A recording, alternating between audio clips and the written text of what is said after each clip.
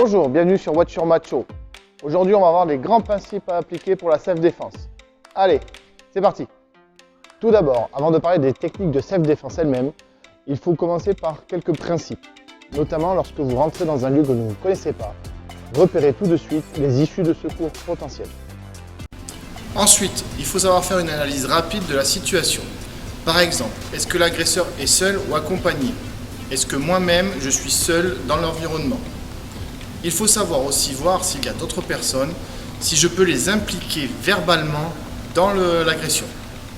Par exemple, vous pouvez juste faire semblant d'aller parler à quelqu'un ou de téléphoner à quelqu'un, voire à la police. Ça peut désengager la situation. Bien entendu, on est toujours pris par la surprise et on ne sait jamais ce qui va se passer. Il faut donc savoir se préparer au pire.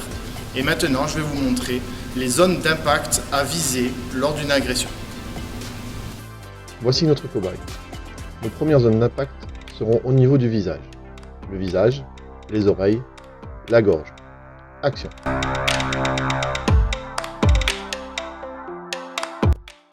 Il est recommandé de frapper main ouverte.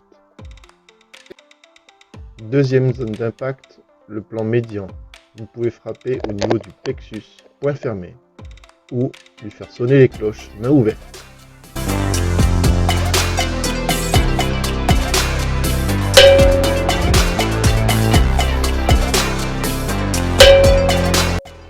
Dernière zone d'impact, ses jambes.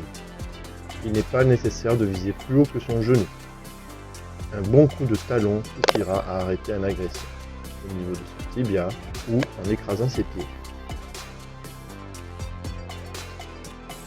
Bien, maintenant que nous avons vu ces zones, nous allons pouvoir utiliser des objets que nous avons souvent sur nous. Voici une liste de quelques exemples.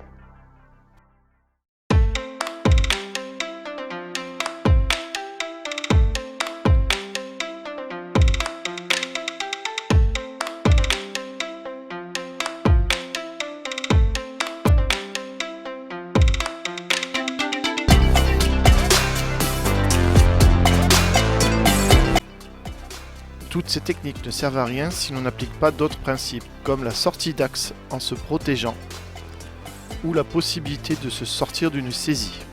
Pour cela, il suffit de tendre les doigts, pivoter tout autour de sa saisie.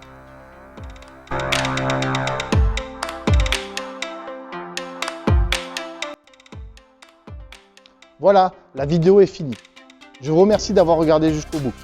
N'oubliez pas de partager si ça vous a plu, de commenter, de vous abonner à la chaîne et surtout de liker. À bientôt.